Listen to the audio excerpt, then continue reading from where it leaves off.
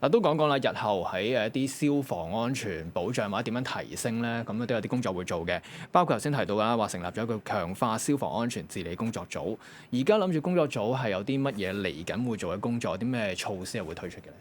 咁其實咧，我哋呢個工作組咧檢視咗啫，都有啲係即時嘅，同埋一啲咧係中長期嘅一啲嘅工作嘅。咁首先講啲即時先啦。咁呢個就係包括咧，我哋會加強就住一啲嘅特別係維修緊一啲嘅大廈嘅巡查，即時做呢個巡查。包括咧就係確保佢哋嗰啲消防設施咧係一個係可以用嘅情況，係唔會有損壞啊，唔會有啲火警鐘唔響啊，又或者咧係唔會有啲咧係嘅阻塞出現嘅。咁我哋已經係巡查咗接近咗300棟呢啲嘅大廈。咁其實呢啲高風險嘅大廈咧，我哋嘅巡查基本上都係完畢㗎啦。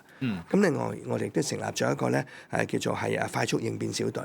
咁以往我哋咧係救火嘅時間咧，就當然有救火嘅同事啦。咁咧就係未必會即時有人咧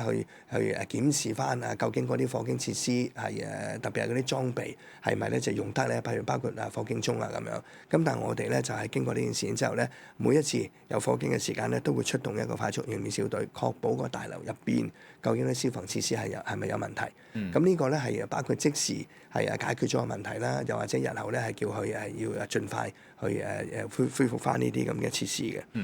咁另外我哋都留意到咧，有時有啲消防設施壞咗嘅時間咧，係市民唔知嘅。佢可能咧淨係喺啲嘅地方黏兩張通告出嚟，我哋覺得唔理想嘅。所有居民都要知道，原來臨時有啲可能有啲消防設施係暫時要等待維修喎咁樣。咁所以我哋係要求咧喺所有嘅維修嘅地方，即係用呢啲嘅設備咧，都要黏一張嘅告示，同埋咧係每一個居民咧都要喺信箱入邊通知佢哋，咁確保咧居民係知道邊啲措施而家真係咧係未能夠用到嘅。